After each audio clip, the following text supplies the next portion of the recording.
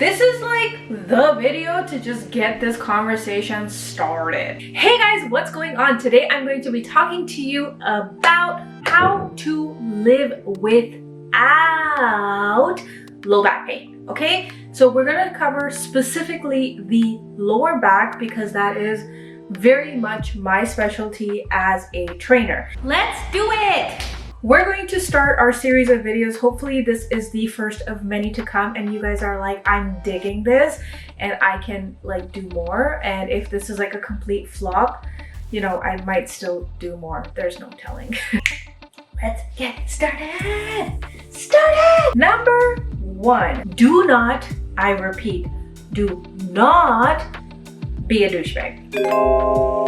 Seriously, let me emphasize this. If you're a lifter, don't like lift heavy weights all the time and do it for the gram. If you're an adrenaline junkie, then make sure you're seeing the right health professionals and clinicians and getting looked after, because it might happen like suddenly. Or if you work in construction, if you have a desk job and you're sitting all the time like hunched over, like, oh, I hate my life, I hate my job, or whatever. I don't know, I'm not judging, okay? I just assume desk jobs suck.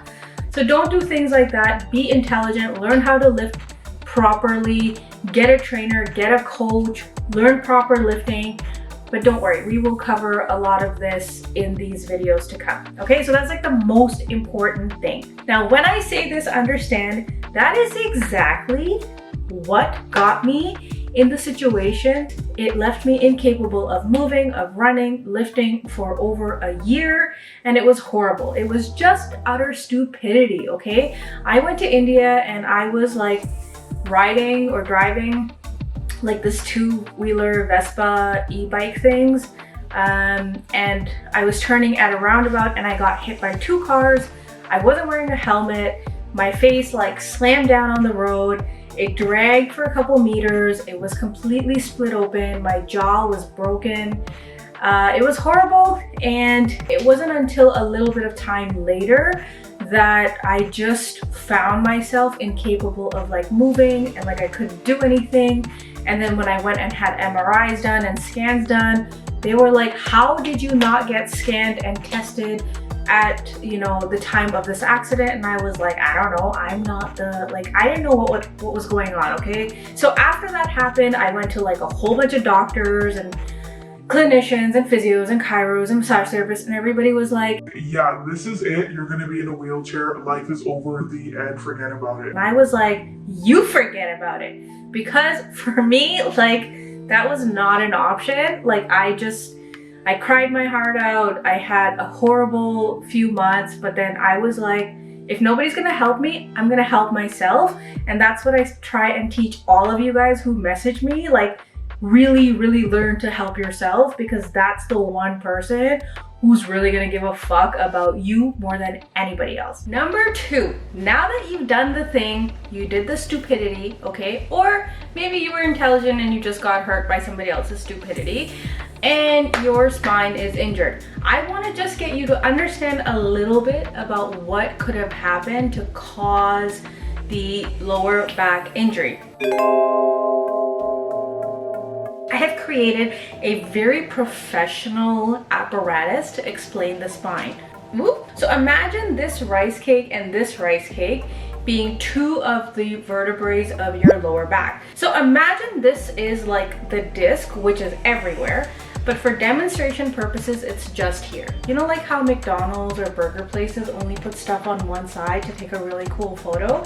That's what I'm doing. Your entire spine sits kind of like a wave. And so when you distort that wave, so extension is when you kind of lean back, okay? And flexion is when you go forward.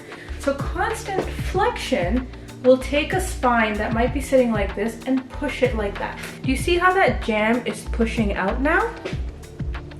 Right? Now, as that flexion increases, the disc starts to push out more and more.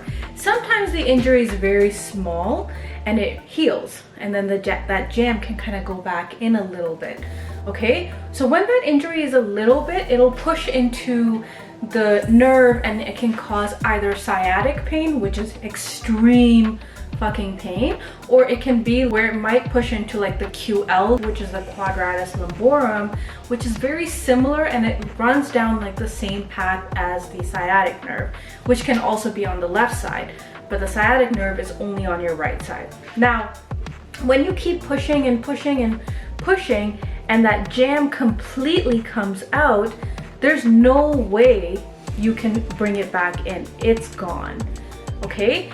So when that happens, that's when it really pushes into the nerve and causes extreme pain, sciatica. And so often what doctors will do when you go get spinal injury is they just take all that off, so it's just like this, and they screw it together. Based on where your lower back injury is, certain parts control rotation and certain parts control bending. So based on where they screw those two vertebrae together, it can prevent either rotation or flexion.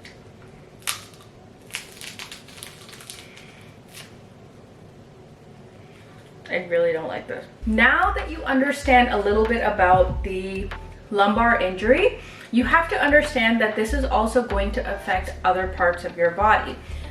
If you leave a lumbar injury, like a low back injury, long enough, it does start to affect the way you move through other parts. Injury travels. You can bet your bottom dollar if you have an injury here, it's gonna make its way here, and ultimately here if you don't stay on top of it and you don't stay strong enough. Now that your hips are not moving the way that they're used to, you might notice that you have some pain in your shoulder, your knees are clicking, you know, your ankles are hurting. You have to understand that your body works in unison with itself, and so when one part is damaged, the body kind of like puts its own armor on and goes into like protective mode. And so in order to protect the injured part a little bit, it might like assign certain jobs to other parts. So twisting, bending, etc. So whereas you're no longer bending from the lower back, you might start bending more through the mid-spine. For people who might wonder if I got surgery or anything, I don't even know if people wonder anything about me, but I didn't. I chose not to. For the people who choose not to get lower back surgery or anything like that, what essentially happens is the disc, so this bit, that is bulging, you know, or coming out, herniated, whatever you want to call it, the injured disc over time, so this part will actually callus and it becomes hard and it forms around the bone.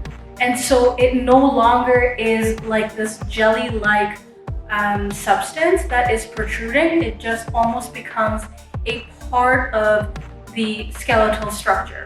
In other instances where the disc is, so it's like what we call degenerated, what happens then is that over time, these two pieces of the spine, so let's say this is the L4 and this is the L5, they will actually merge with one another because the disc is completely degenerated, maybe from constant rotation or constant flexion, which is like bending with really, really bad form.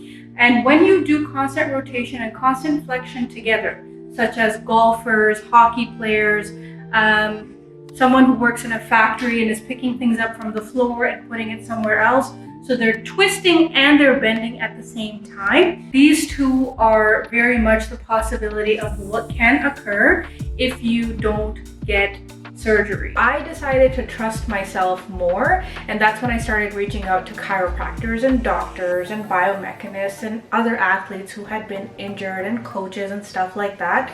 And I found a lot of information out there, and so I started to read and watch videos and attend lectures and things like that. And that's kind of what I've done over and over in different ways over the last 10 years.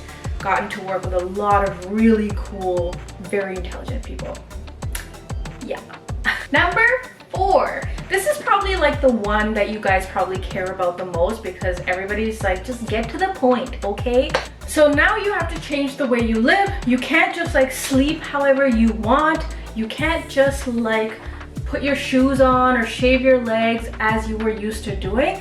So you're gonna have to change shit up. Now this is how. All right, so let's talk about some of the changes that you can make in your life right away that will make your life a little bit more pleasant and will actually help you recover even though you don't really have to do much, okay? So let's get started. The absolute most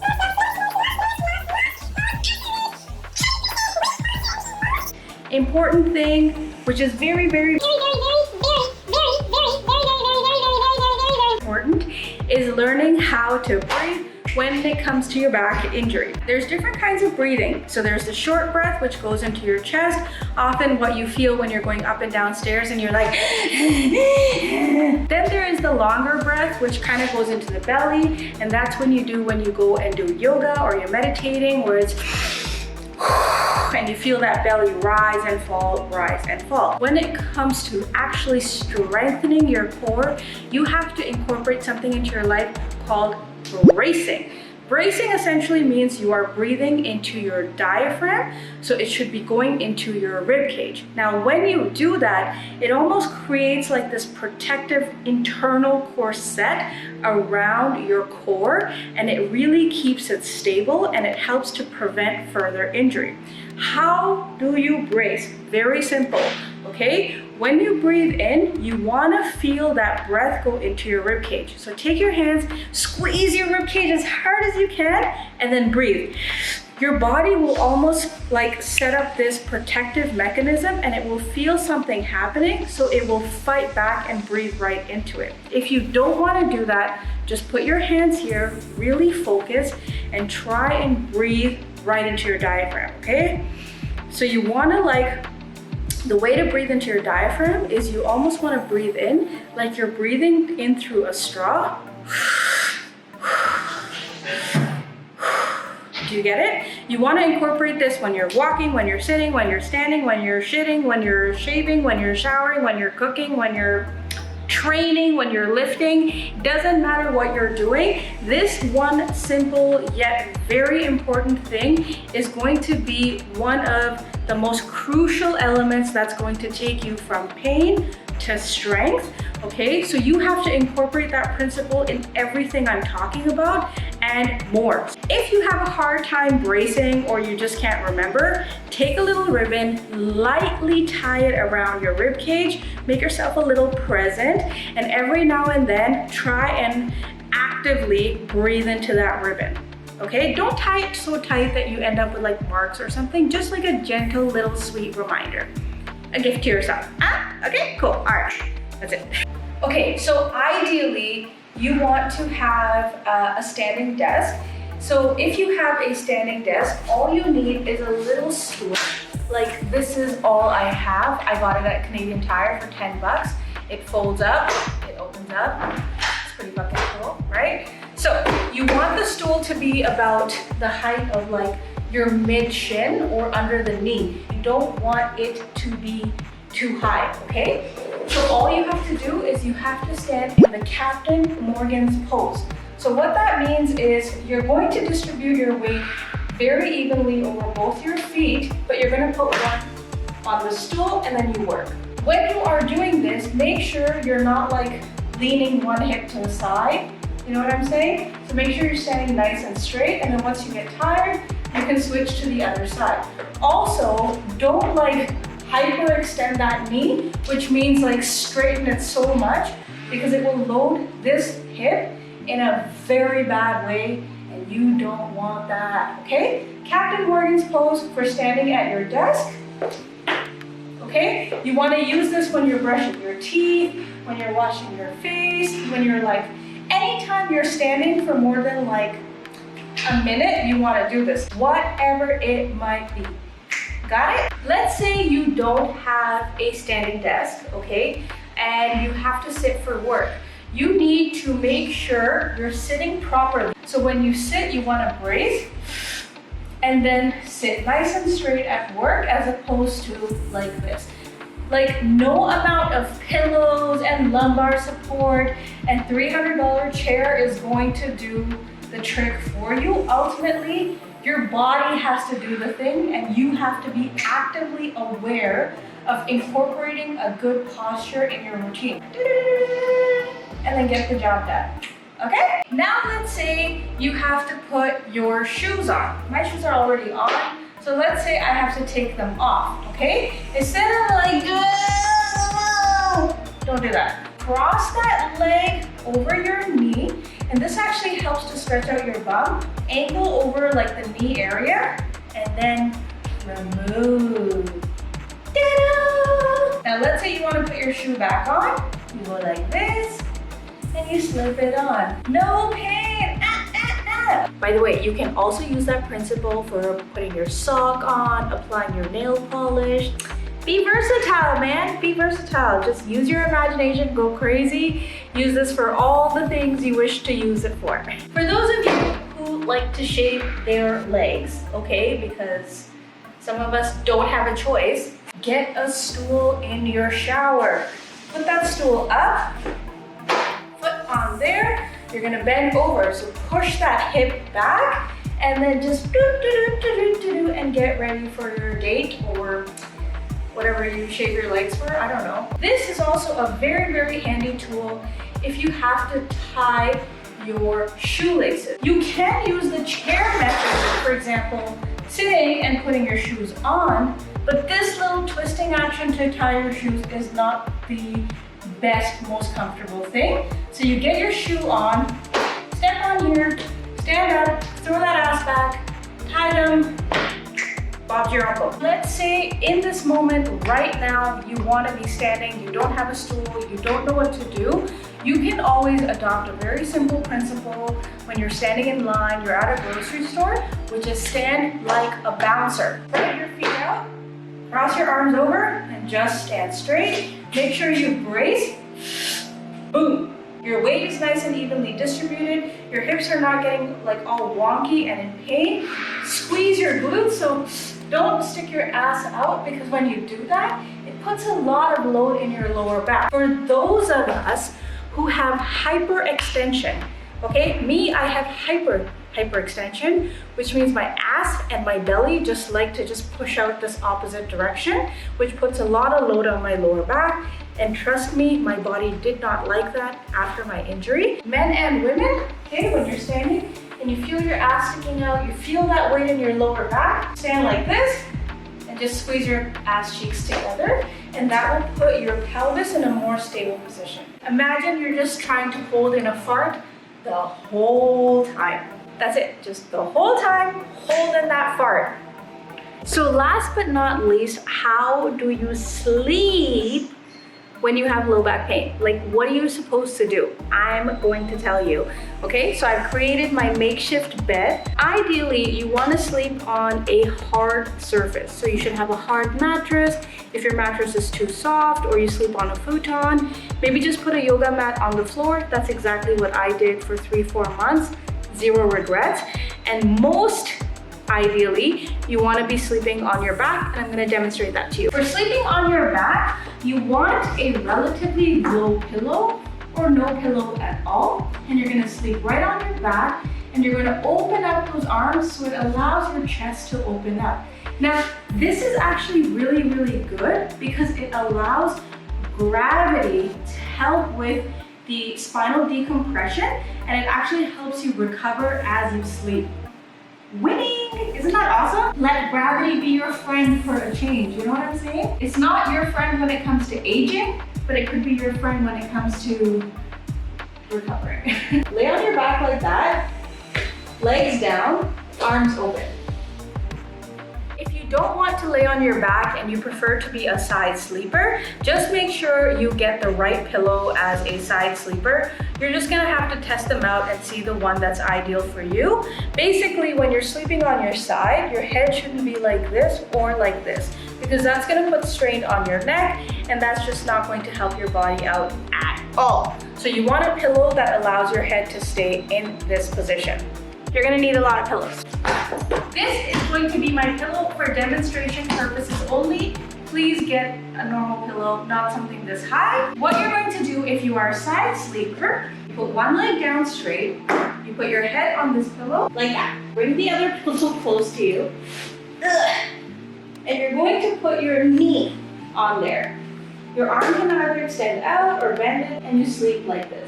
So this allows your back, again, to stay in a nice, healthy, neutral position without putting too much load on the hips or the lower back or anything. And again, this can really help you recover. Ideally, you want to sleep on your back, but if you can't, then that is what you're gonna do, okay? Be patient and be persistent. Patience can keep you away from being a patient. Does that make sense? Okay, so do these things. I will also be talking about stretches and exercises and all that stuff as we go. Hopefully this video helps you guys out. It's a nice little start to get you understanding and living a little bit better. Let me know if you guys have any questions, and that's it, guys. Just stay strong, stay on top of it. Don't be an idiot. Don't do more stupid shit, because spinal injuries really fucking suck, okay? Yeah. All right, I love you guys all so much, and I hope you guys are all staying safe, staying healthy, and don't forget to think strong always. Bye. Don't forget to brace yourself when it comes to your recovery. I believe in you. All of me believes in you. Thank you for watching. Think strong.